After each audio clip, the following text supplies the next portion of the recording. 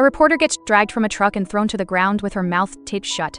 Her captor's boss, a guy named Rong Ming, finds out she's an informant for the police. He looks at her press ID, coldly says what a pity, and gives the order to finish her off.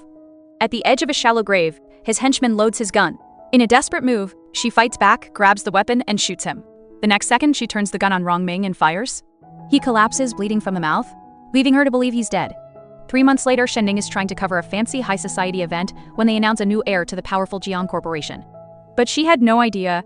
Her past was about to walk right through that door. The man they introduce as Jiang Qi is none other than Rong Ming, the crime boss she shot and left for dead. Her nightmare is alive, and now he's one of the most powerful men in the city. Back at the TV station, her world is already falling apart. Her boss is screaming at her because she refused to share her primetime news slot with a new co-anchor. He threatens her career, trying to push her out of the anchor chair, right as the live broadcast is about to start. Under a ton of pressure, Shen Ning shoves her rival aside, takes her seat, and perfectly delivers a breaking news report just as the countdown hits 0. It turns out her station head was trying to replace her to keep the sponsors happy. This rivalry at work was nothing compared to what was really going on. At a grim funeral, the head of the Jiang family tells Rong Ming, who's now living as his son Jiang Qi, that his other son is dead, which makes him the only heir.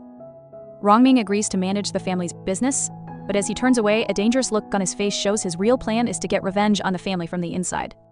He was never really one of them. Back at the party, her boss announces that the new heir, Jiang Qi, has signed an exclusive deal with the station and will only work with Shen Ning. She freezes up when Rong Ming walks straight toward her. He backs her against a railing, his face just inches from hers, and asks if they've met before. She's trembling, trying to act like she doesn't know him. When he leans in and whispers, confirming her worst fear by asking what his little mole has to say.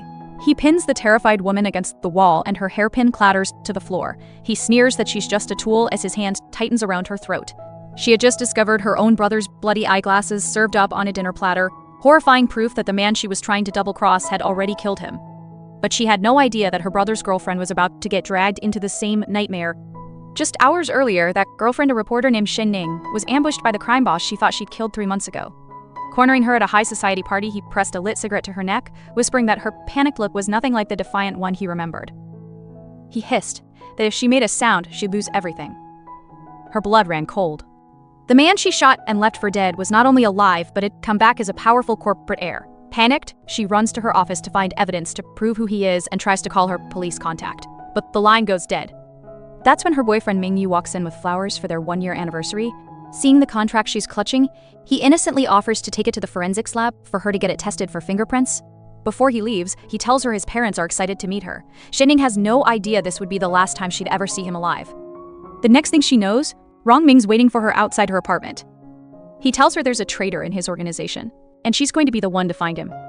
When she refuses, he reveals that he has her boyfriend. To save him, she has to play his game. He forces her into his car, grabbing her and kissing her roughly. He tells her this is what it feels like to have no shame and that being an informant is her best skill.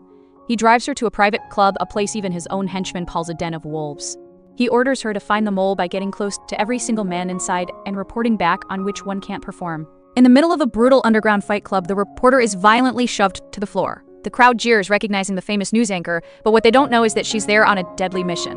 Her nightmare appears from the shadows. Rong Ming, the crime boss she thought she killed, now living as the powerful heir Jiang Qi. He taunts her, demanding she kneel in bed for her life.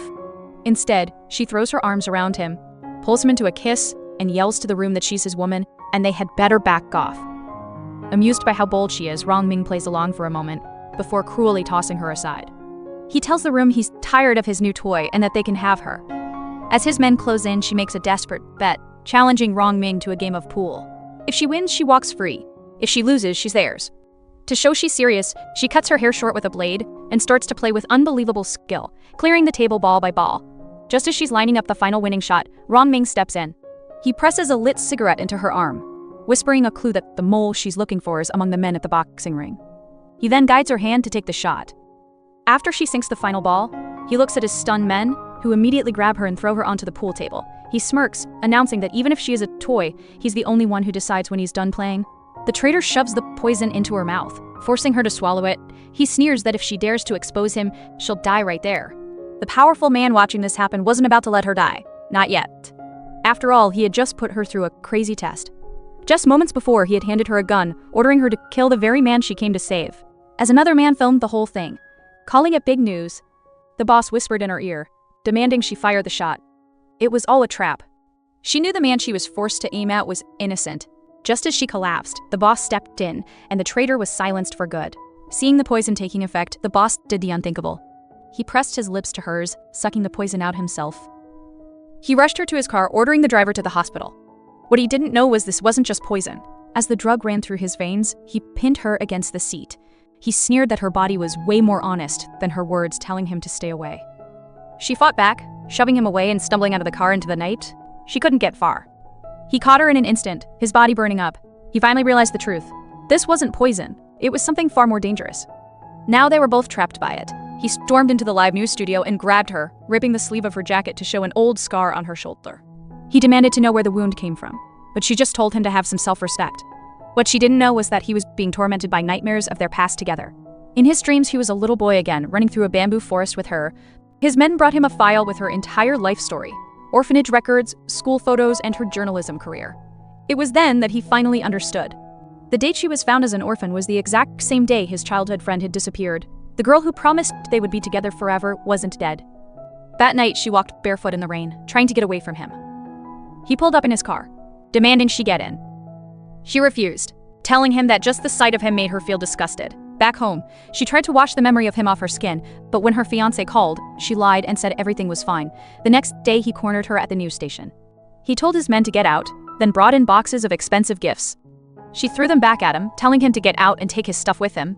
She insisted there was no us, only you and me, and that even thinking about him made her sick. He refused to listen. Remembering her childhood promise to always be good, he grabbed her and kissed her right there on the news desk as the image was broadcast live on every monitor in the studio. The girl was on her knees with a bruised face when the man with his arm around another woman sneered and asked if these were the two giving her trouble. His girlfriend just nodded. The man, a well-known gangster named Bai Wentian, ordered his men not to let either of them stand up. Just as he was about to make his move, the reporter stepped in to protect her young intern. What he didn't know was that she was playing a dangerous game.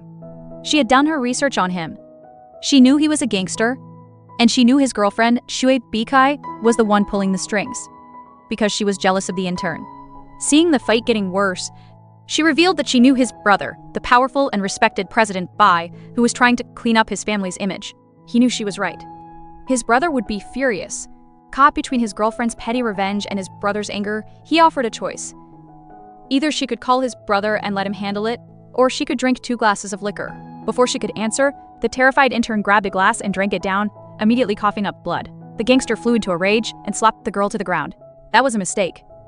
As he lunged forward, the doors burst open. He had arrived just in time. He viciously slammed the man's hand onto the table, pinning it with a knife as the woman watched in horror. This was the gift he brought to the birthday party. The long-lost, illegitimate son had come back, not for a celebration, but to deliver a funeral wreath to the city's most feared gang leader. This man was his woman's new protector, and he was there to take back what was his. With a gun to the leader's head, he declared that this was his woman now. He threw her onto the couch in her own apartment, since he had known her passcode all along. He was there to play, and she was the game. He told her his return gift for her trying to use her family against him was just getting started. Enraged, she called him a beast, but he only leaned in closer, whispering that he had even more beastly things to show her.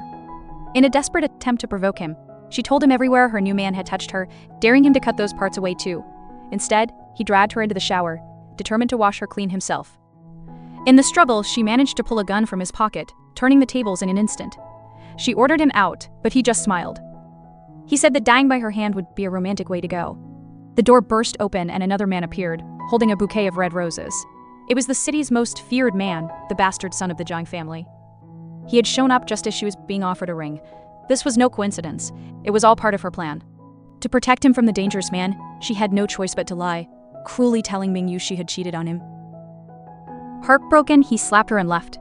It was only then that the gangster revealed he knew her boyfriend was coming all along. He had planned the entire confrontation. Back at her office, she had carefully planned her revenge against the Jiang family.